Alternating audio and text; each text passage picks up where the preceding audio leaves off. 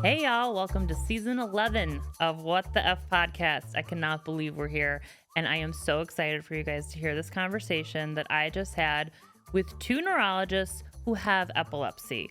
If your mind is blown by that, then you are not alone. I feel the same way. I cannot wait for you guys to meet Dr. Patrick Brown, who is a pediatric epileptologist at UH Rainbow Babies and Children's Hospital in Cleveland, and he is also an epilepsy coach. And then we also have Dr. Dan Snelgrove, and he's a neurologist and neurointensivist, which means he works in the ICU for neurology at the Medical University of South Carolina in Charleston, South Carolina.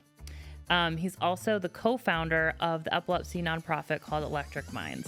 So yeah, these guys are dope in so many ways, and I cannot wait for you guys to hear the perspective of neurologists with epilepsy, also understanding everything from the med changes to the side effects to the seizures. It's like the doctors who actually get it. But before we dive in, I want to give a huge shout out to our sponsors, Neurelis and SK Life Science, and also community partners, Epilepsy Foundation of America, the Danny Did Foundation, and Epilepsy Alliance America. Thank you so much for believing in this podcast and making conversations like this possible. Okay, let's dive in. Okay, so we are here with two anomalies. Two people with epilepsy who are also neurologists, which every time I say that to someone, they're like, what? And I'm like, I know, my brain is still wrapping my mind around the fact that you guys both have epilepsy and also have the other side too. But Patrick and Dan, I really appreciate you being here. Thank you so much for coming in, flying into Chicago to have this conversation. You guys are so awesome, and I am just so appreciative to have you. That's great. Thanks for having us. Yeah, thanks. Yeah. We're pretty pumped about that. Also, I love this vibe because this is not typical neurologist vibe. I'm just, It's funny. We're just being us. yeah, you guys are just yeah, hey, we're here. It's cool. Everything's cool. I love it. So okay, before we get into how you became a neurologist and all of that, I want to talk kind of epilepsy origin story. And I know both of you, had your first seizures when you were technically children. Mm-hmm. And Dan, I believe yours started with a lava lamp. Yeah, that was my my epilepsy started when I was 12 years old. Okay. I was on a trip, family trip to New York, hadn't been feeling well. Came back home, I was diagnosed with mono. And then over the course of several weeks, couple months, kept experiencing these things. I felt like I was waking up kind of choking in the middle of the night. And then finally it kind of crescendoed into my parents hearing a big thud one night. And I had flipped out of the bed and landed. I had a lava lamp. This is 1997. So I guess they got popular again. They did. I know. We weren't allowed to have one. Yeah. I think you were maybe I don't know. They weren't popular. Yeah, maybe that was just remnants of my it. mom being a hippie and dusting off the lava lamp. But that was my first seizure. Was waking up and I fell into the lava lamp. It cut me. There was, Oh my God. it was like something out of a horror show. Yeah. And that was my introduction, my family's introduction to epilepsy. Wow. Yeah. That is very groovy. Yeah.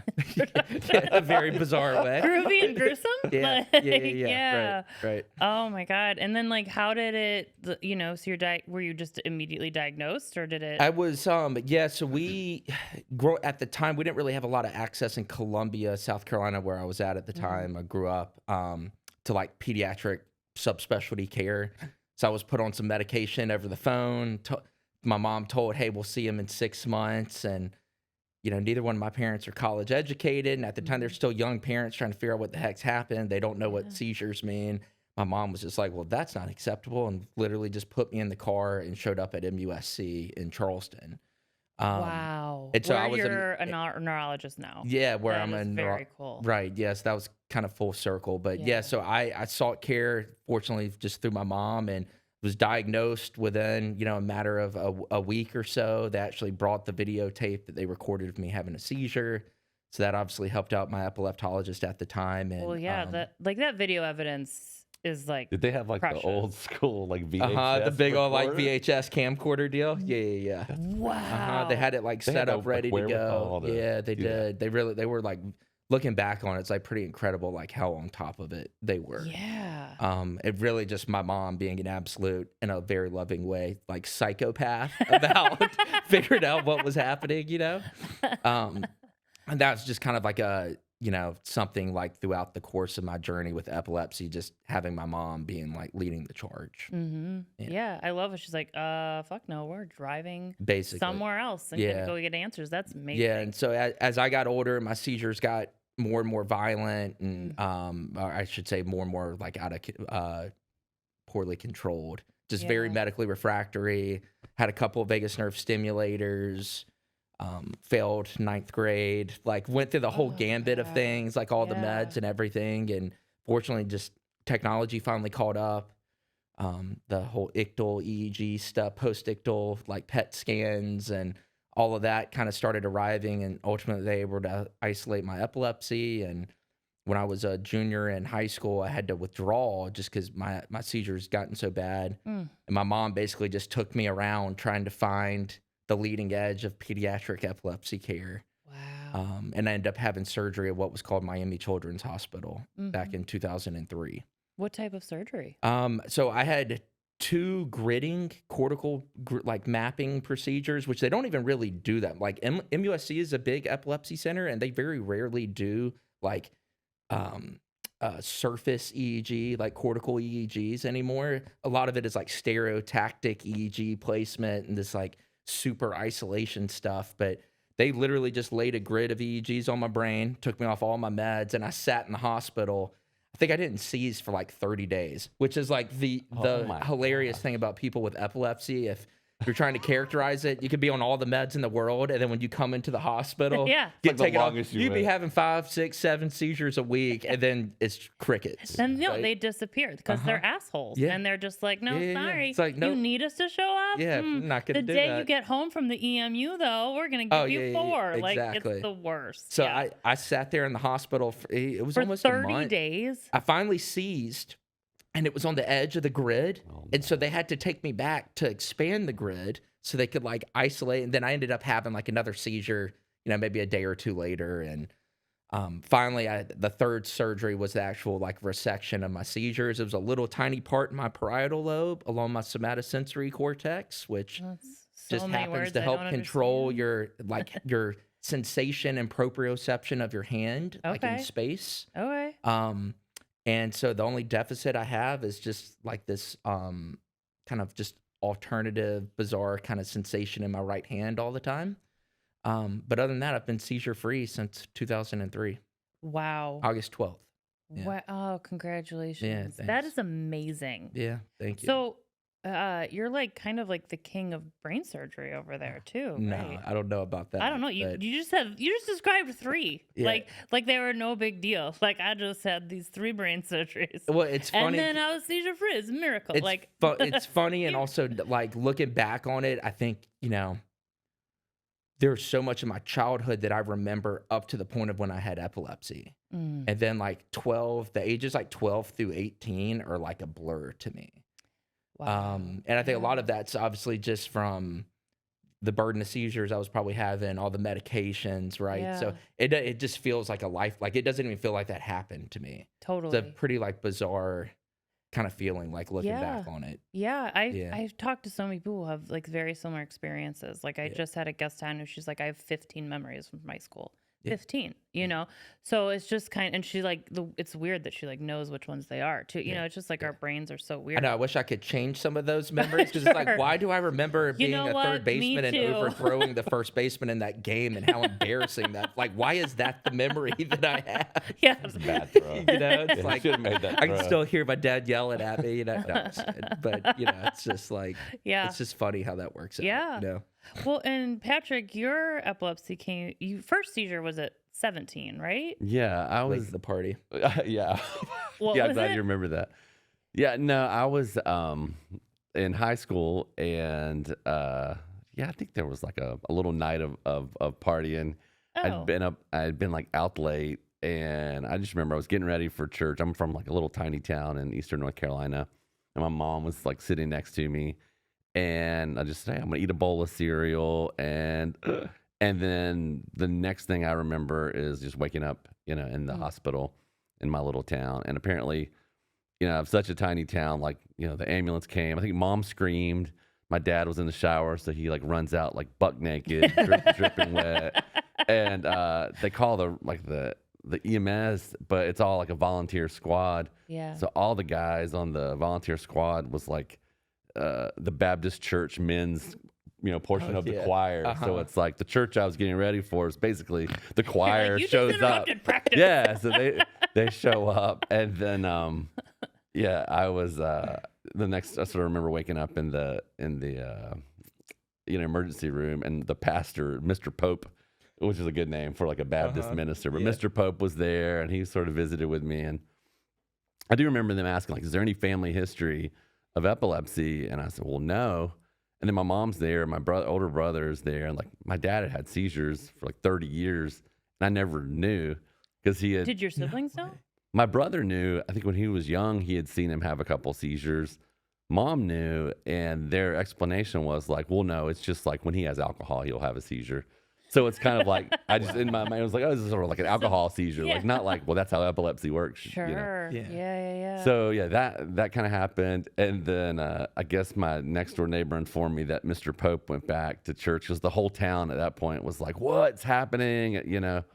And like I think it became like Patrick died and got brought back to life, like the myth, the resurrection. Yeah, the myth. Yeah, I got resurrected. The myth grew, but yeah, I think Mr. Pope went back to like. He's like, I cured him. He went back to like my little Sunday school class, and his quote was, "Patrick was puffing on too much of the pot last night." No. Well, that was the explanation for what happened. So yeah, so apparently, your poor 17-year-old self didn't deserve that. I know. So that was, but no, I just remember being like, what, like, I don't remember the seizure. I just kind of remember like that something weird must have happened, and I'd had a friend who had a brain tumor that was resected. So in my mind, it was just sort of like, well, I must have a brain tumor. That's got to be it. Mm-hmm. And so I think I went to see a neurologist. There was no like pediatric neurologist in Eastern North Carolina, so I saw an adult guy and I saw him down the road. It was just a weird, neurologists are so weird. And this guy was like amazingly weird. He would like write, and he like twist his hand around some like awkward way. And he would always just like talk about whatever, let's talk about like the Air Force base in Texas. Yeah. It's like ridiculous stuff. But anyway, I was supposed to get, I think an EEG and an MRI kind of standard stuff. Yeah. And I got the MRI. Like I went through my medical records later, but I never got an EEG. No way. Yeah. So I was just like, all right, well, I guess. And no one thought anything. And they were just like, you can't drive for 6 months. But I was like, well, I got to drive to school. So I didn't drive for maybe like 2 weeks. Yeah. Mm-hmm. And then that summer, I got my first job as a lifeguard. So like, all the things that you're like, don't like, here's what you don't want to do. Yeah. This is like exactly what I did. So like no EEG, got back behind the wheel. And I was just like, I guess I'll be all right, Yeah, well, and, you didn't know. Yeah. Like, that's the thing. And I had, like, looking back, like, I remember, North Carolina, there's tons of pine trees lining the road, and it's sort of like light coming through the trees. Yeah. Would just, like, I was just like, oh, gosh, this is so bad. But I just thought, like, well, that probably bothers everybody, right? Yeah. And then I think I probably had a couple, like, absence, episodes. But you don't know what that is either. So you're just like, sometimes I maybe zone out, and you think it's normal, totally. So that was be when flashing lights. Yeah, it just happens to be. Yeah, and so that was sort of for me. And then it was like, well, I'm just gonna like, go about my life as if that was just a one-off thing. And then, I remember being like going to I think the library because the internet had just come out. This was like 95 or 94 or whatever. But like going through the library stacks and trying to find like books on epilepsy, and like it's like in my memory it's like dark in the library, and I'm like pulling out a book, and I'm like Vincent Van Gogh, and I was like, that guy was crazy, like and it would be like Dostoevsky, and I'm like, that guy was sort of mad, and then I was like, oh my god, like everybody, that you must just be mad if you have epilepsy. And so just really trying to be like, there's this thing lurking out there, and I don't know what's gonna happen. And and that was sort of how it started. And then right before I went to med school, I was like, I would stay up late even in college. I mean, I was in a fraternity in college. Like there was. So you're still not diagnosed? No, I am now. This is like. No. Oh, I mean, at that this point, yeah, at that point, I still. No one was like, "You have epilepsy." It was like you just sort of got your free seizure. Okay. And Free seizure. It's like everyone gets. Oh, yes, like everyone gets a free seizure. That's like the thing. Right. But It's kind of like a saying. Yeah. At a certain extent. And so right before med school, I was just like, man, if I stay up like really late, I just feel weird, like something's not right. And so for some reason, I don't know why, I like decided to get an EEG, and Wait, how do you just decide? I don't know. I really don't know. Like that's fine. That's totally fair to not remember. Like post college, pre-med school me had the thought to do that. Yeah. But my girlfriend at the time was there, and I'm sitting there getting the EEG, and I'm like talking to the tech. I'm like, hey, how's it going? He's like, going good. And we do the hyperventilation, and I'm like, how's it going? He's like, going good. And then they hit the photic stimulation, and the lights start flashing, and I was like, oh gosh. I said, how's it going? He's like, your doctor will speak with you shortly. And so, and then I knew, yeah. And so that's when I got diagnosed. And then the rest of the story is just kind of me trying to figure out, it's almost like the secret I lived with. So I think for you guys, it was like, well, there's no secret, and for me, it was like, I got this secret. Then this kind of the fear of like, what if I have a seizure, and how do I hold that, which is like a different flavor from, Well, especially in med school. Like I would only imagine that, like, just because I can only imagine the pressure of med school to begin with, like, well, I never went near it. But like, then I don't know, I can't imagine, because I just know for me anyway, anytime I'm just worried about having a seizure because it makes me look unreliable, because if you have to back out on something, or just like all of those things, so you're just kind of got this pressure to like be on, do things correctly. But you said it was a secret. Did you tell like any of your friends? Or I think there were a couple of friends that I told, but I was like, like really not sure, because I'm just not sure how. There's this sort of like, I don't want people to treat me differently, but so you don't want to freak people out. But then on the other hand, it's like you don't want to just hold it by yourself. I mean, that's a lonely thing. And so I told a couple people, but I was not like, I'm always surprised by like these patients that I have, like these like 9-year-olds, and they're like, I always ask my patients, I'm like, do you know anybody else that has epilepsy? And like by and large, everyone's like, no, I really don't. And so if it's like appropriate, sometimes I'll be like, well, I do, and we'll kind of like do this sort of thing where like, look, you're not alone, and I mean, there's still so much shame. Absolutely. But which you can almost understand more in like the 90s, because I totally like remember that feeling too, right? Like because everybody's epilepsy is different, and some is more visible than others. Mine, I had those like honeymoon periods where it's like, all right, some people don't have to know that I have it, right? But then when it declares itself in front of people, and you're always living with that, there's like a lot of shame and like an embarrassment, I think, with it. But it seems like it's gotten better. Obviously, like over the years, times are changing. Social media, things like bringing it more to the forefront. Like you don't have to like be alone with it. I think people are I think there's definitely a shift happening, but there's just still, it's such an isolating condition. Because it's been stigmatized for thousands and thousands of years, and the unknown of it too, right? Pardon? You don't know, the unknown. You don't know. It's not like it's even like predicting the weather, right? It's like your triggers, but it's like it doesn't you can't matter. dance around them, and then inevitably you'll find a new trigger. Something else. Totally. Well, it's like I hadn't had a seizure in like a zillion years now, and I'm the worst at like refilling medicines on time. I love to be like, oh, 0. My wife's over there. She's gonna be like, yep. I'm like, let me call it in and see if I gotta go drive to like a 24-hour CVS. They're like, aren't you a doctor? But wait, how long is we can talk about ADHD. How long is it? Well, there's a lot of talk about ADHD and epilepsy going together. But before we get to that, where is your seizure frequency at now? So I haven't had like a seizure that I know of in like 30 years probably. That's awesome. So I've got JME, or juvenile myoclonic epilepsy, which I had to sort of like figure it out myself, because like the diagnosis was just like primary generalized epilepsy, and I'm like, that's very generic. Especially as you go through your training. I'm like, as I'm like, hundreds of different epilepsies. I'm like, wait, we could be more specific than this. Like it's not 1981 or whatever.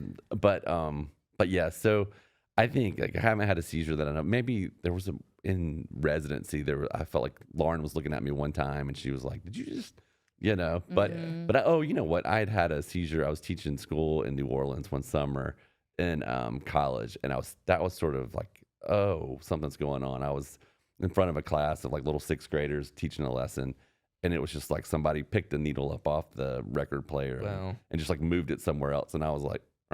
Like I don't know what I was talking. Like did like an hour pass or like 1 second? Yeah. And so I think there were a couple of those little absences, but now it's been I actually had one years. of those this morning. Did you really? Yeah, I was talking to Steve, my husband, and all of a sudden he's like, "You just had a seizure." I'm like, "No, I didn't. Did not. No, I did not." Yeah. He's like, Right. You did," and he's like, "George my service dog has been warning you this whole morning, and I've been telling you he's warning you." I'm like, "But he's not warning me, no, because I just go into denial." Yeah. You You're like, know? he's just sniffing Well, your you don't want shoes, to break Steve. whatever you don't want to break whatever streak that you've just started out. Oh, Like I used to yeah. have these like numbers in my head, like, oh, let me get to 30 days. Yes. Oh, let me get to like 35. And that'll 40. fuck with you Yeah. sometimes. I mean, sometimes it's good. It's different for every person. But for me, like, I can't do that anymore because otherwise then I'll be like, okay, tomorrow is day 28, Yeah. and then there's so much pressure to get to the next day every single day. It's funny. So- Like, I'm having this like introspective moment because my family, they always laugh at me because I'm always like, all right, I'm always like the goal setter, like, all right, in 50 days doing this, or, I'm looking forward to something like that. And I'm realizing it literally came from that when I was a kid, Wow. counting the days in between seizures and stuff. And just as like a quick aside that just ties the bow on that, we went 364 days. This is when I was like 14, and we were going to have a party because I'd almost been a whole year without having a seizure. Yeah. Literally on the 365th day, my mom had a cake, big deal. Woke up that morning, I knew I was going to have a seizure. Like I felt it, made it halfway down our steps in our house. No. And then fortunately I sat down enough and I had a seizure on the steps. Nobody in my house heard me. Granted, they would always hear every single seizure. No one heard that I had a seizure at that point. And I somehow faked it all, walked it off in a sense like they didn't realize I was post-ictal or anything like that, way. and waited till the party. And I had so much guilt. I broke down and started sobbing and telling my mom I had a seizure this morning. Oh my I'm God. I'm a fraud. Yes. Oh and, my God. That has lived with me my whole life. 'Cause I think I'm very, again, this is very introspective, but it's Are you gonna have to text people now and be like, that party? We had. no, it's I'm always so hyper aware, oh God, because I felt so much guilt around that. But it just goes back to counting the days in between, Yeah. Anyway. Well, no, and I think epilepsy shapes how we organize our lives, which is kind of what you're talking about, I mean, that's just me projecting my experience, but I used to be the most unorganized human ever. And then I got epilepsy and I was everything just became very stringent and my friends would come over, they're like, your house is really clean. I'm like, yeah, why? Is it not? They're like, you lived 32 years, very unorganized and messy, Yeah, right. But planning now is my favorite thing to do, know? Yeah. So right. I just feel like it shapes how we go about our lives without even. You got to move through realizing life it. differently, right? Yeah. I feel like that's what it Totally. teaches kids, at least. Yes. In a very bizarre way, you learn because you have to grow up a lot faster. You learn about consequences. Yeah. You learn about responsibility, having to take your medication. You also learn about facing embarrassment, right? Having a seizure in front of a group of your friends, right? Awful. All these little lessons, which is why I think it's the ultimate superpower at the end of the day, because then it just forces this uneasiness on you in a way, right? And this unpredictability on you, but it becomes a superpower because you have to be organized and you have to be vigilant about things, and you can't really move through life passively if you have epilepsy. You have to be aware of your surroundings, and it's just this constant thing, right? I think some of that probably came from your family too, because I think that's such a great viewpoint or approach, right? And whereas I see some kids if they sort of look at it that way, then that's fantastic. Or some folks will just sort of go the opposite way and rebel and just be I've seen some teens be like, I don't want to even take my meds. I don't even want to, Yeah, Right. I hear that a lot, from teenagers themselves or from parents of teens. I feel like it's teenage angst is real and rebellion, and it unfortunately comes through and like not taking great care of yourself sometimes. Yeah. Not that any of us did that, No, right, Yeah, definitely not. It's so I'll talk to the families that are going through epilepsy from around the country, and they'll get my information. It's probably like my favorite thing to do, and they'll call, and they like cluster together sometimes. So like the other week it was like all like 14-year-old like cool guys,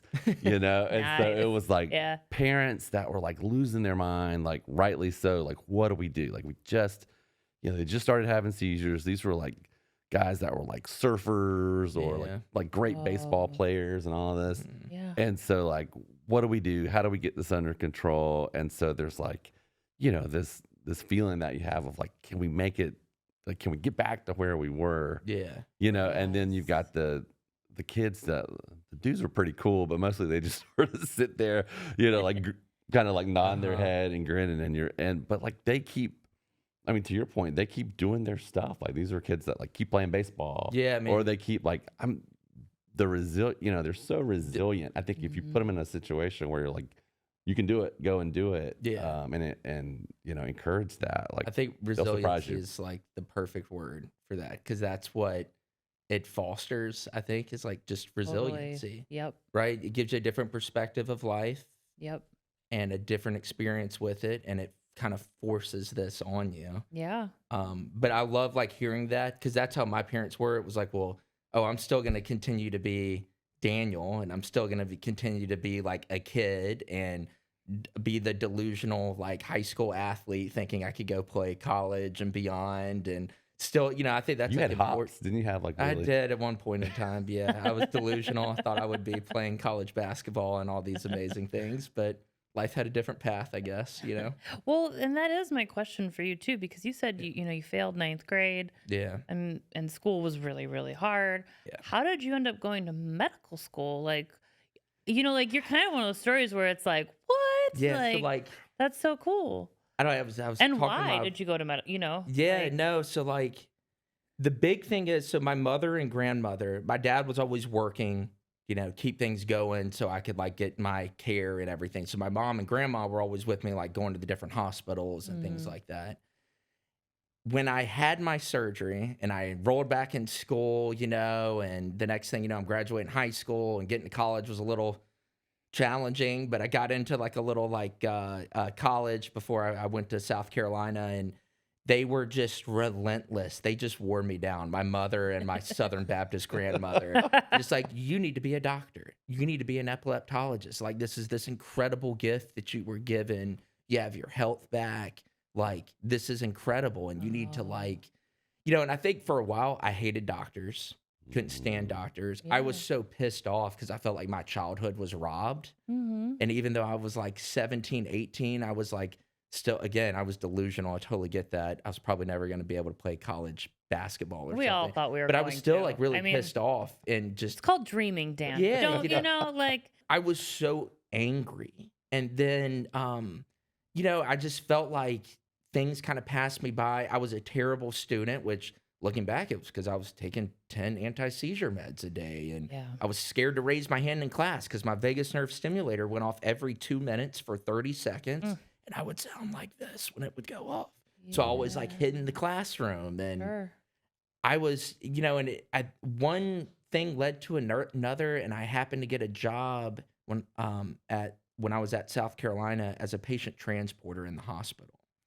And I would work like Thursday, Friday, and every other Saturday. It was like the second shift. So it was later in the evening. It was like slower pace. And I'm just shuttling patients back and forth. But then I kind of had a couple interactions. I was like, hey, this is actually kind of cool. I know that I'm taking them to an MRI scanner. I'm taking them to the CAT scanner. And, I got to like meeting some people just passively. And they're like, wow, that's like a really cool story, man. Why don't you like look into going into like medicine or something? I'm like, I'm an idiot. There's no way I could. And like my buddies from back home, they're like, out of our friend group of 9 people, I would have been the last person they picked to be the doctor of the group,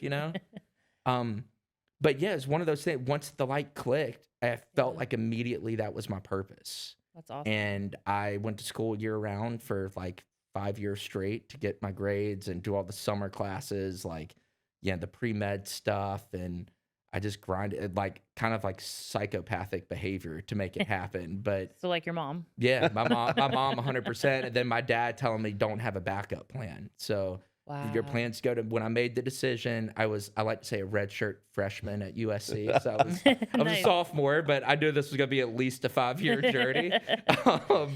But when I made that decision, we kind of had this like family meeting, and my dad was like, all right, well, no backup plans. If this is what you're going to do, Wow. this is what you're going to do. And so that is kind of, the rest of it kind of wrote itself. Although I will say it's interesting because I didn't go into epilepsy. Yeah, that's what I was just about to ask you. I was like, but you did not become the epileptologist that your mom Yeah. insisted on. And why was that like? I think it's twofold. One, Yeah. obviously epilepsy brought me to like the sciences and the neurosciences. Yeah. I think for me, I had a lot of survivor's guilt Mm. It's okay. just with like my own epilepsy journey, because I was that like very far end of the spectrum where I was completely normal and then very unhealthy, very sick, like, Yeah. let alone, you gotta graduate from high school, all that kind of stuff. Yeah. No, you're fine. It's So it's obviously something I'm still working through personally, but it was very traumatic. And I think I had this survivor's guilt, like, oh, like I would be such an asshole if I have this like amazing story. Oh. And then I was an epileptologist knowing that I couldn't give that to everybody. Right. Oh God, now I'm gonna cry. Yeah. That's And so obviously a lot of people with epilepsy, it's so well, I'm talking about that fraction though, right? Where it's just so medically refractory. And obviously the field's come a long way. We get people to surgery a lot faster. Yeah. But for me, like the emotional impact of that was just a little too much. But I gravitated towards critical care and kind of bringing it full circle, like my mom being such the like champion to like negotiate care between all these different services, and hospitals weren't communicating like how they are today, like they were in the 90s. Like that was completely my mom just being a badass and like, all right, I'm gonna get this surgeon, talk to this epileptologist, like hand picking, yeah. phoning people 24, like being a psychopath about it, right? Southern mom. But with critical care, you also kind of have to do that. So it's like the intimacy of like what I went through, the brain surgeries, being intubated, having status epileptic, like all these things. Like I've lived that. I've woken up in a neuro ICU before. And so I gravitated just to that. And I think like the more or less the emotional side of like critical illness, right? Because it's like, all right, I have my experience. You talked about reliance or resiliency earlier.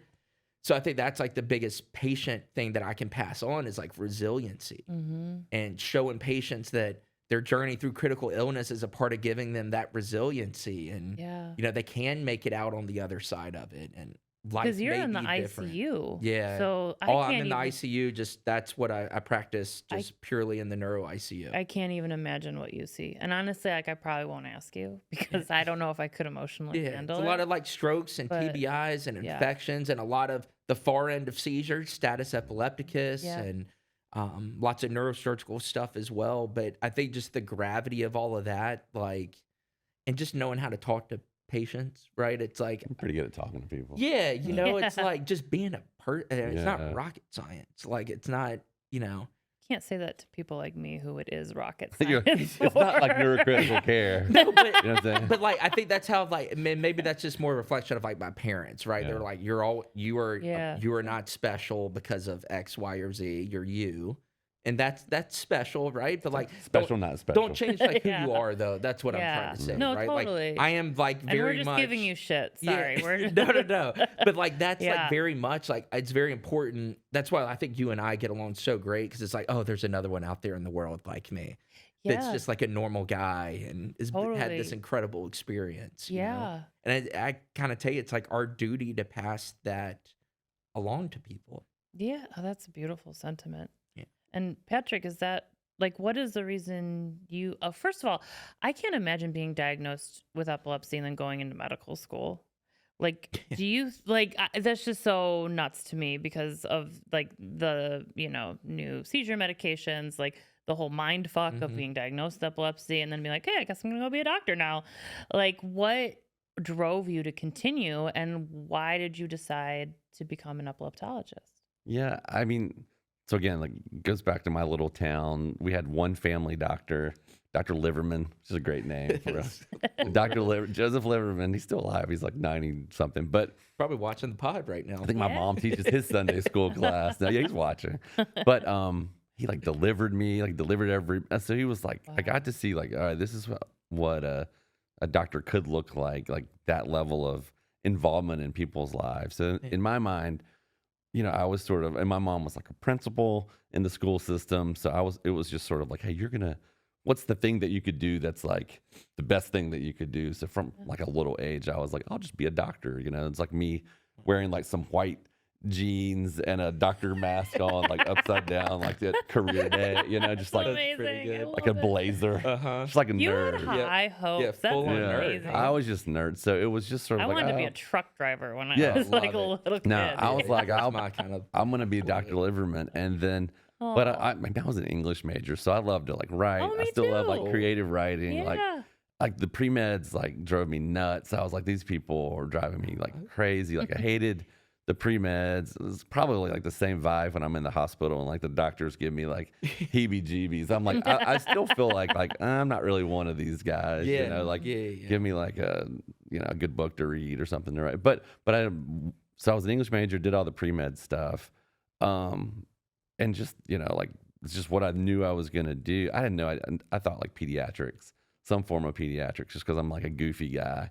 Yeah. And then going into med school, I never like, even with like the epilepsy diagnosis, I don't think I ever was like, well, now I can't do medicine. It was just sort of like, I was just minimizing it as much as I could. And it was just like, oh, I got this thing, like, forget about it. I keep going. Denial. Yeah. My favorite place absolutely. to still Oh, go, yeah. even today. So I was like, yeah. it's just thing, like, Denial is don't, a river. you just get rid of it. Steve says to me every Yeah, time. it is. Yeah. And so, and then I think I was going to do, you don't know anything. Like where I'm from, it's like pediatric. I'd seen the St. Jude's commercials or something. So I was like, Sure. peds, hemonc, that's the thing. And that rotation was full. And so I got stuck doing neurology. And there was How this, about that? Yeah, it was just- I got I stuck. know, that's amazing. well, it's like, I mean, you look at your life and you look back and you're like, wow, like I got a temp job in between college and med school. Like, 'cause I was studying for the MCAT, and I happened to get a temp job working in the headache clinic. So I'm like working with all these neurologists that ended up like writing all my, recommendation letters and like adopted me. And like, Oh. I'd be on the phone, like taking a message, and they'd be like, come down and give this injection. Oh, But anyway, Yeah, so, all those cool things sprinkled in. Yeah, Like you don't realize at the time what it's doing and how much it means. But it sounds like that was one of those you look things. back Yeah. and you're like, okay, I can see how this sort of set up. And then I worked with this fantastic pediatric neurologist that I got to work with just last year again. And she was like, her hair was like dyed with henna. She had a clown nose on. She was like blowing bubbles. Oh. And I was like, is this a job? Like, you're just like playing with kids, this can't be real. And so I thought like, all right, this is fun. And then I went and rotated at Wake Forest with like a more standard, like bow tie wearing, child neurologist. But I thought like, this is something I could really do. And then for epilepsy, I think it was more or less I'd finished child neurology rotation and I was going to take a job just being a child neurologist. And I just didn't. It's like pride. I didn't want to have to defer to somebody else that had done like an extra year or two of fellowship, when it came to doing that. I'm like, I should be able to do that. And so, it ended up being perfect because, I mean, like you said, like when I, was in private practice or whatever, a lot of what I saw would be these really severe epilepsies. And, and I would never be like, hey, I understand. Yeah. I get what you've been through. I had a seizure that time. And then when the light comes through, this guy's having like 100 a day. Yeah. But I do think like for certain families, even like the family we were talking about last night where that 14-year-old or, was having, seizures, and the dad was like very resistant to starting meds. And I was like, look, I'm trying to like convince this guy to start meds. And I'm like, I've been on meds for 30 years or more, Yeah. So there were situations where I think having that like personal feel really, really helps. But yeah, there's definitely situations where I would never felt like I could just be like, I get it. I get it. Because it's, again, there's so many different flavors. Sure. It's interesting hearing your experience. Because, I talked about, I was like, even when I was in med school, I remember going through as a third year, that's when you start your clinical rotations. Mm-hmm. And I purposely put neurology in like January, February that year. Because and you kind of time it, I didn't want to do it at the very beginning of the year kind of thing.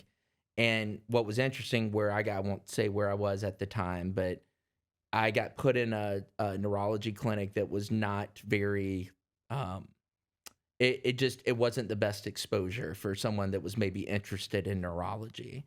And so I had this existential crisis halfway through third year, oh God, what have I done with my life? Oh. What am I, everybody thinks I'm going to be a neurologist. Everybody expects me to be an epileptologist. How am I I don't know if I can do this. Mm-hmm. And by the grace of God, the dean at the time, I kind of went to him with this concern. The school was small enough. He had me go meet a gentleman the following day in the neuro ICU. And his name is Rodney Leacock, who ended up being my mentor, introduced me to the world of neurocritical care. And then that was okay, so I can still take my experience here. But it just shows you that one little thing, right? So who knows how it would have gone, even though I have all that other emotional baggage. But I had a different introduction into neurology, right? As a medical student. Yeah. Which I think is one of those things, you talk about how much you love teaching. That's one of the things I am so passionate about, teaching medical students, hey, you can still be you. Yeah. Don't lose who you are as a person as you move through medical school and your training, because it is very easy to do, especially these days, right? And it's but it just impacts how people also view the field, whatever you choose to go into, right? You need to show people we're all still human. Yeah. Right. We're not robots. You know? Totally. No. So that was my little when you said that, I was like, oh man. Yeah. Well, yeah. And you guys, keep bringing up these little things that at the time didn't know what a big impact it would make, which is probably the coolest part of life. Yeah. Is when sure. the small things that you don't know in the moment are really changing the course that you're meeting you. Are you kidding me? We met in November. I know. Right. And then here we are in Chicago and we're getting pizza last night. And, Extra crispy. It's thin crust. Yeah. I know. Chicago It's pizza. just I don't know. I think that's one of the cool things about it. It's just moving through life now. And as you get older, maybe that's one of the things that we're all getting older now. So yeah. Well, and also I think there's just something to, despite anyone's experience with epilepsy, when you connect with someone else who has it, even though all three of us have different types, right? Yep. Significantly different. There's this thread or this through line that we all but we do get each other. Mm-hmm. We, even though all three of us have totally different experiences, but it's but I still understand in 100%. a very weird way that is almost inexplicable. But there's this connection that you have with people with epilepsy. And I think part of it is a lot of what we talked about, because you've been through the stigma of it, because you've been through the loneliness, or even, I've talked to so many people who have survivor's guilt because they have become seizure free, Right. And I guess my question, for you guys is what is that? I know for me, it's for me, it's still a constant because I have seizures every 2 to 6 weeks, big ones. The one I had this morning, I don't count. Yeah, it's I don't think you had one this morning. That was Steve. Yeah. Steve was wrong on that one. It's so funny though, because I think we both did. We identified with that so much. That doesn't really count. Nah. Yeah, it's this. It was just a little simple partial seizure. It was just a baby one. Baby ones, I don't count them. Yeah, right. no. But they're every 2 to 6 weeks for the bigger ones for me. But so it's still very front of my mind. Yeah. And so I'm just curious where it sits for you guys, and then also from a personal point of view, but also a professional point of view, and because so much more about the brain than I do, or the average epilepsy patient, right? So is it You're screwed. Hey, you guys are screwed. Yeah, you guys are screwed if I don't. You make it. Nah, it's about the same. Yeah. We're on the par. Dirty secret here. So yeah, I guess is that something that I'm just curious, and this is just me just being curious as to where it sits in your guys' minds, both and hearts and brains, professionally and personally. I mean, I'll just real quick. I was again forgot my meds. Was out. Hadn't had a seizure that I know of in decades, and I was taking my son's tennis lesson. This was last week. And I know I like missed the morning dose, and I was like, we're already Terrible talking patient. about like coming off my meds anyway. But like I'm Oh, driving. you are. Well, this is what I've been talking about with Okay. my That's or like exciting. decreasing. I don't Talking about with himself. with myself. With with myself. We all do it. It's yeah. all good. So don't worry, We're I'm talking about it. consulting. We're figuring it out. I'm consulting with You're a physician. consulting with a physician. I'm just consulting with ChatGPT. Right, Like right. that's totally I'm different. consulting with a physician. But so I'm driving to the tennis lesson, and I'm just like, you always talk to patients about like that voice, on your shoulder that's like, you don't want to have a seizure today. Like, sure would be bad if you're talking to Nico on the court and they'll start throwing a seizure out there. Yeah. So it's like it's still there even after Yeah. decades of not having a seizure. Like, wait, did I? I'm terrible. Like, did I take my medicine? Did I not? Like, I still live with it. Yeah. Way more than I would expect. Yeah. Like rationally too. Yeah. I don't Well, know. I feel 100%. I feel like it's always just there, almost like the Grim Reaper, just like lurking in the background. Because I feel like, all right, I've been so fortunate to get what I got from my experience with it. I don't know. I've just turned into this sappy mess. It's good. it's emotional, man. This stuff is. But yeah, like it takes up a lot of my like just that in the background kind of thing. I think there's so many people who need to hear this because I talk to so many people who have been seizure free for a long time. And I think that what you guys are describing doesn't get addressed enough, because we do celebrate seizure freedom. I have a friend who's coming up on 5 years in May. Like that is something that we absolutely 100% celebrate. But the thing that we don't do is talk about the other side of it. Yeah.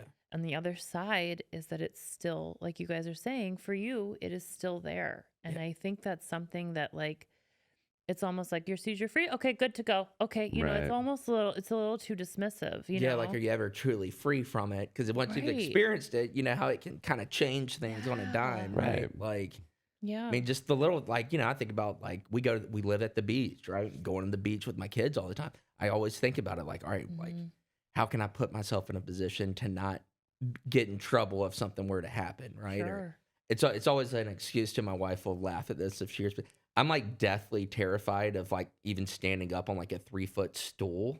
You know how they tell you like don't operate heavy machinery, don't get on a ladder. I'm like, guys, I had epilepsy, I had a craniotomy. I don't know if I You hang those Christmas lights. like I'll go up on my tippy toes. Can't put the star I'll on get the the little tree. extender and stuff, but I ain't like I'm not gonna tempt fate, That's Anyways. a good, Steve gets so mad at me because I'm always standing on stools. He's like, what the fuck are you doing? I'm like, what? Yeah, right. Yeah, right. I get it. Yeah, I'd be surprised like if there's anybody that's like it just completely goes away. Yeah.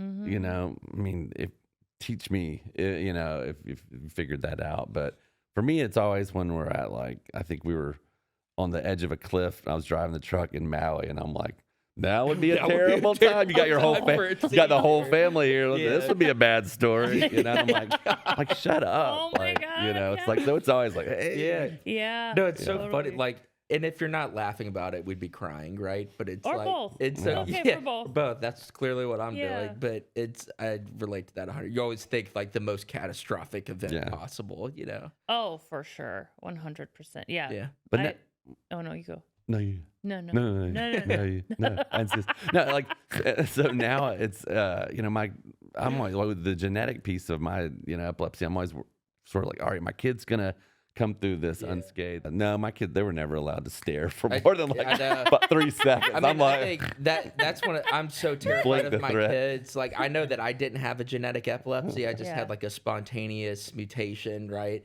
But I still, it's like, especially because, like, I mean, God, we have 2 healthy, amazing kids, right? Yeah. Like, but it's what, again, you've been through it and you worry about it, Well, so because I know, Patrick, you mentioned that like, something you kept for a secret for a long time. And now you're doing, coaching and, as an epilepsy coach, you would imagine you need to have it to do it. Otherwise, it it's helps. weird.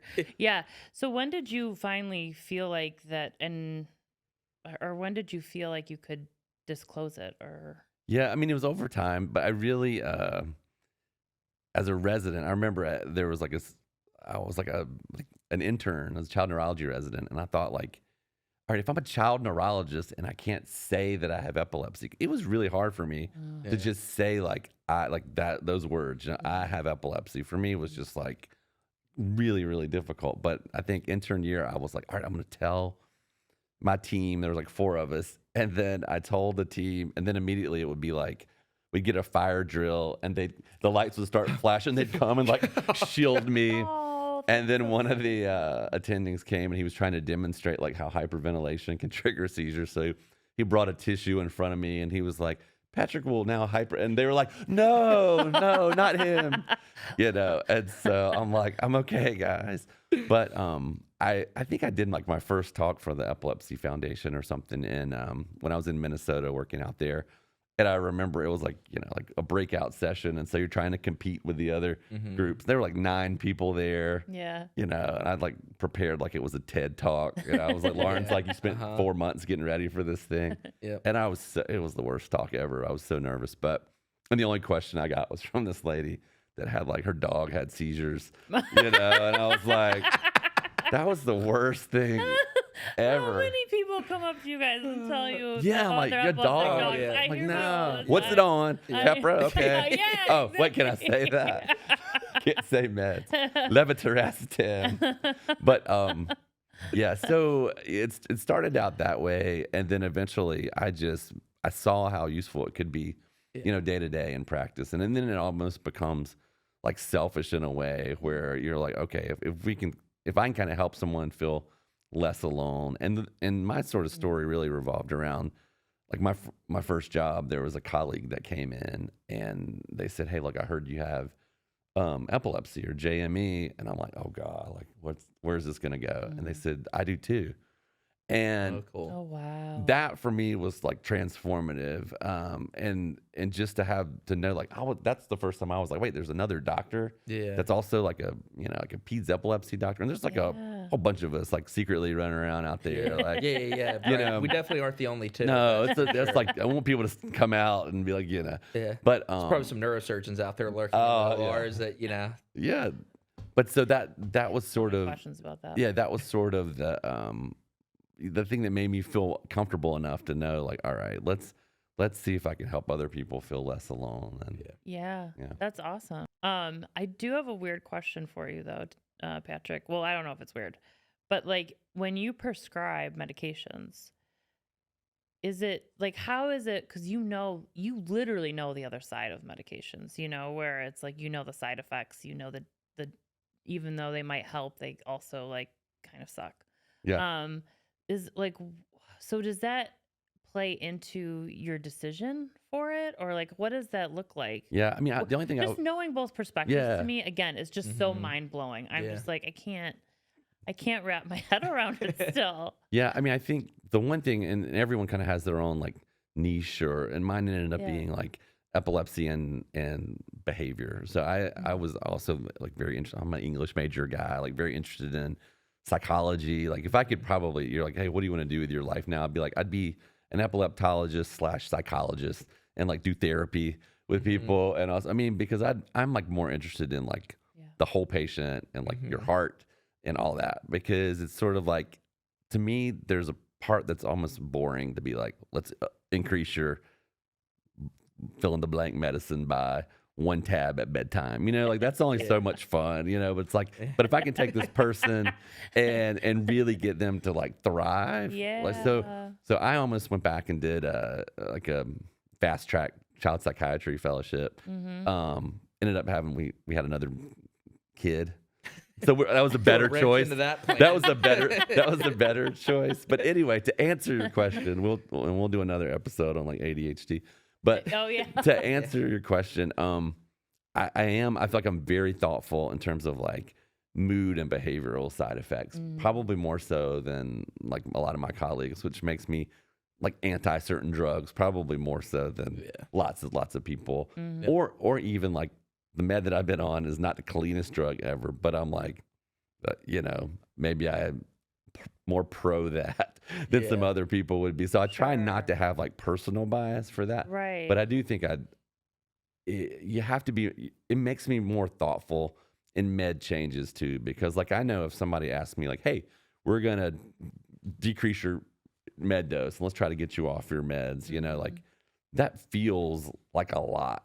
Yeah. Even though like in clinic, you may do that however many times a day. Like if you're asking someone to make a med change and let's say they've even been stable for a while, like that feels like you're asking a lot. So just there's a whole like feeling to med changes that I think doctors may not Just stop. know. They don't know. Right? Yeah. They, Like I mean, they like I would say most of them don't understand like the what it takes. Like there's a possible medication switch I have in front of me that I'm like planning. I'm like in June I can start. I can't, but other than that, like there's no perfect time to do it. No. But no. it's also like I'm very fortunate to have a doctor who she understands that, even though she doesn't have epilepsy. But like your lived experience isn't.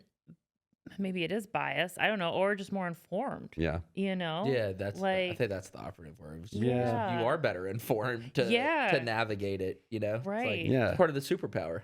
Yeah. Yeah. Speaking of superpower, okay, because you guys not only are just awesome neurologists, but you also do advocacy work, which is really, really cool. Yeah. And Dan, I know yours is like superpower based with Electric Minds. Yeah. And I was just wondering if you could just tell us a little bit about that. Yeah, and this is actually kind of because it taught just epilepsy being in the shadows. So myself and my really good friend from back home, Drew Dixon, who is a very tall, very handsome, very musically talented, Handsome. Very person. handsome. I will agree with all of those things. Yeah, Drew's got he gets all the check marks. So when I was going through my own personal journey with epilepsy, which everyone in the city of Columbia knew about, right? Because it was just so in front of their faces. And Drew had apparently also been diagnosed with epilepsy. Didn't tell anybody. No way. So fast forward to I've had my epilepsy surgery. Drew was diagnosed, I think, when he was like 13 or 14. I was diagnosed when I was 12. We're moving through high school together. Drew was this phenomenal athlete, basketball player, because of course he was, on top of everything else, right? And Drew and I were like friends, but we weren't like very close, right? Sure. We were just more like casual friends, I guess you would say. Not casual, but you get it. Yeah. Then in college, so I'm a couple years removed from surgery, seizure free. Drew calls me up. Hey man, you got a minute? I'm like, yeah, what's up? I had a seizure last night. It's like, oh, whoa, okay. Is everything okay? Well, yeah, I was diagnosed with epilepsy when I was like 13. I was like, hold on a second, man. We've known each other literally since we were like 13, 14 years old. You had this the whole time, So once we got over that, Drew, this was all like Drew's idea. He was like, as we kind of moved through life, got older, it's like, man, we really should start like a foundation just because there ain't nothing out there, which obviously there are tons of foundations. I know that. Right. But just in terms of like shedding a light on things. So we started the Electric Minds Foundation in 2023. It's kind of this joint venture. One is to like advocate and educate people about epilepsy. The other arm is that we want to like shed light on what it's like being a kid with epilepsy. Mhm. And one of the aims is, instead of telling kids everything they can't do when they're diagnosed, Drew is a man of many talents. And one of those just, the arts in general and epilepsy, if you like look back into antiquity, right? Just how epilepsy is tied into world leaders and famous artists. There's something that it does to the brain. Yeah. I don't care who you are. It makes us different. Right.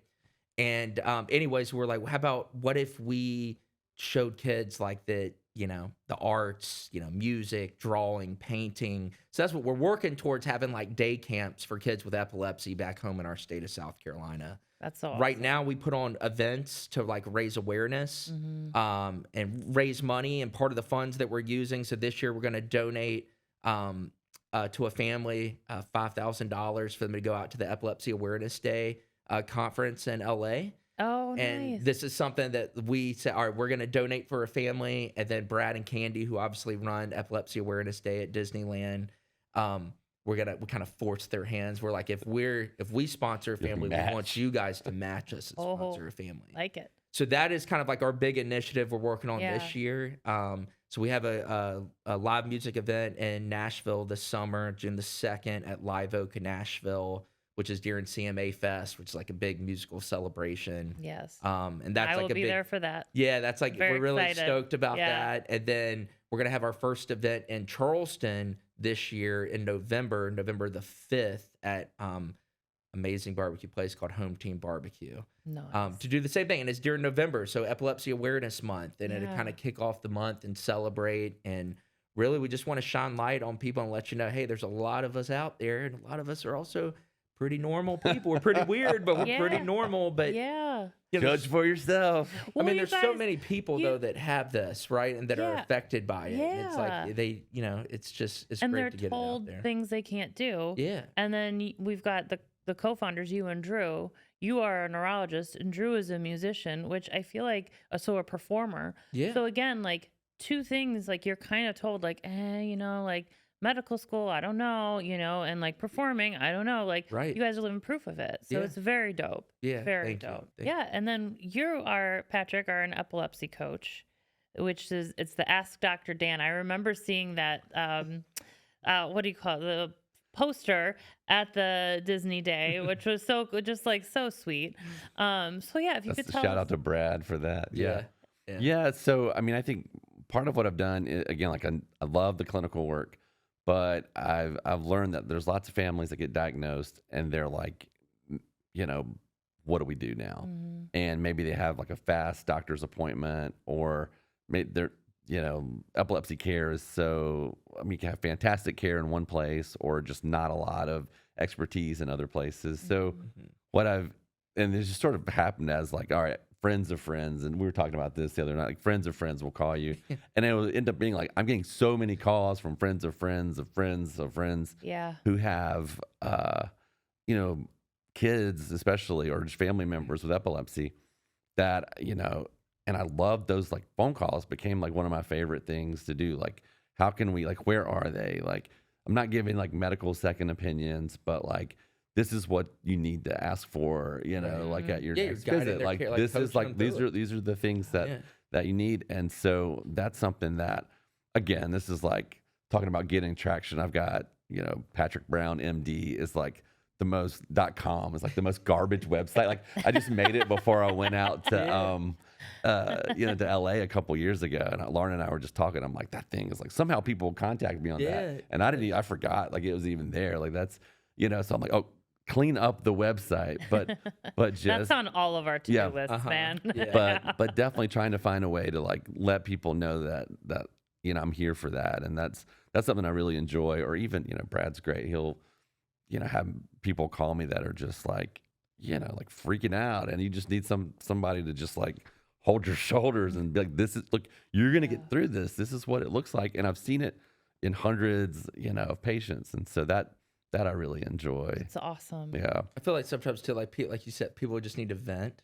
yeah, So, you know, I'll Yes. take these calls too, and it's a lot of I think people get so used to moving through the healthcare system. The way it's designed now is very like sterile and personal, right? Or whatever the official. Administration focused. I Yeah, feel you know, like. and not Yeah. obviously there are tons of amazing physicians, clinicians Right. out there that are like impacting, you know, not letting that affect them. But I think the overall view of the healthcare system is like you're just kind of shuttled through it like cattle. Mm-hmm. So a lot of times you take these phones, it's like people just need to vent too, Yes. right? And it's like a bonus that you're well equipped to let them do that. Right. And then once they like run out of air, sometimes it's like 20 minutes, sometimes it's 45 or an hour and a half. I mean, I've been Yeah. on some of those phone calls before, and it's like they finally start catching their breath. It's like, all right, look, let me just help you through. This is what you got to do. This is what you need to ask.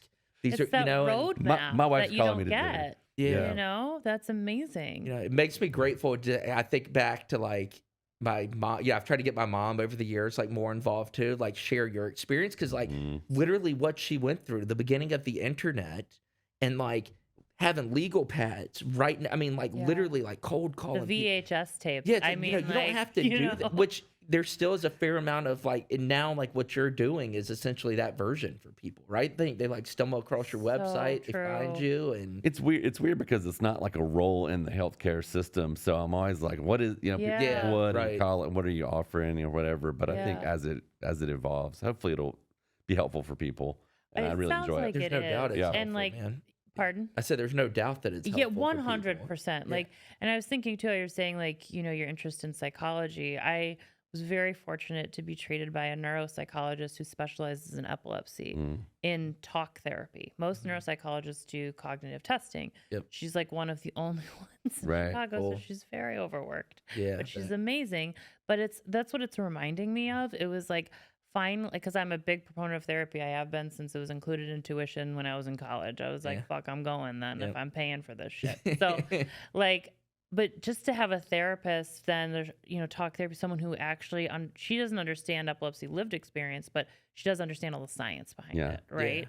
Yeah, right. And so here you are, you understand the science, you understand the lived, and you're able to provide like a comforting roadmap that like probably to some extent couldn't even fly in therapy, Right. like, Yeah. so that's really, really amazing work. Yeah. Like, And I've been truly. really fortunate. I kind of just sometimes harass people till they help me out. And there's a guy named Kelly Wilson that was one of the founders of, there's a type of therapy called ACT, or acceptance sure. and commitment therapy. So Yeah, there's yeah. like Yeah. 3 folks from Okay. University of Nevada that founded that. And he's one of the 3.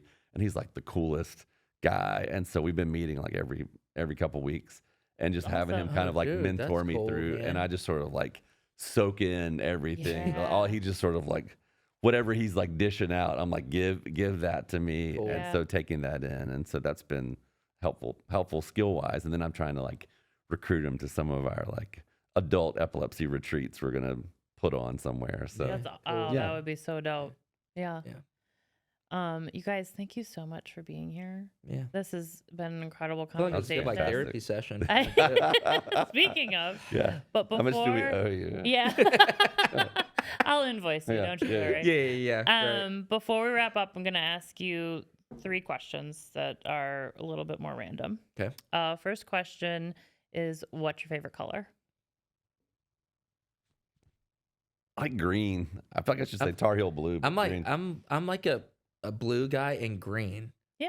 Yeah. Okay, cool. Plum. I've been going with a lot of plum. Ooh. I guess. What do we got here? Kind of like a plummish. Yeah. All right, we're gonna talk about the color purple. We'll save that for another- We should we'll talk about We'll, that. With we'll this save that group. for another Yeah, talk. and we're not talking about the book, by the way, which is amazing. Okay, so number 2, if you could go back and tell your newly diagnosed self one thing, what would it be? Buckle up. No. That it's gonna be okay. Yeah. Life's gonna be different for you, but a different life, and I'll say this to family, a different life doesn't mean a bad life. It just means it's different. What Yeah. about you, Pat? I think I would just say like, use this. Like find a way to use this. Yeah. Don't let it go to waste. Yeah. Yeah. Ooh, I like that. yeah. Every time I ask this question, I start crying when people answer. I really need to stop asking it. Okay, the last question is, what does it mean to you to be a friend? I think just like unwavering. Like I think about my crew that I grew up with, and like, see me have the seizures. And I think just showing up Mm. and like not wasting. Friendship is such a valuable thing. Mm. And not wasting that time when someone lets you in to be their friend. Not letting that go to waste because it's such a gift, right? Yeah, I don't know if that answers the question. it but does. Yeah. No, Yeah. it's beautiful. Value it. Yeah. Yeah. This is like from like a old guy's perspective, but I keep thinking like just like pick up the phone, like just answer the phone, like Oh. so like I'm bad so about like that. best God, like I'm so bad. friends I've been friends with forever. Like I know they're going through stuff, and like the phone's ringing, and I'm like, let me text. I'm like, no, just freaking Yeah. answer the phone and Uh-huh. talk to these people that you love, Yeah. right? Mhm. And Yeah. That is something I'm trying to get better at. Is like being more proactive. Like, I'm reading the Mel Robbins book, the Let Them Theory, and it is Yes, about. you've told all of You us knew about you were this gonna- I many knew you were times. gonna get that in. Mel Robbins edit needs to this be out? sliding in my DMs because it's like edit this out. no. But anyway, it's like I'm realizing as I get older, I need to be a better friend and is it being more proactive. And like a lot of times, sometimes Yeah. I'm always like scared of like when's the right time to reach out and talk to somebody. And like, no, just pick up oh the- my God. Yeah, you know, the pick up the phone. analysis 'Cause paralysis. most of the time, like I think that's I go that's through like a that huge too. ADHD thing. We probably all three have We- that. Very, like, No, Part 2. analysis ADHD. paralysis, man. It is no Oh, joke. Yeah. yeah. Yeah. Steve made up a dance to it because my therapist named it. She's like, you have analysis paralysis. And I was like, thank you for naming the thing. And now Yeah. Steve's like, analysis paralysis. Anytime I'm like, what coffee mug do I use? Uh-huh. He just starts dancing and Yeah. makes it okay. Yeah.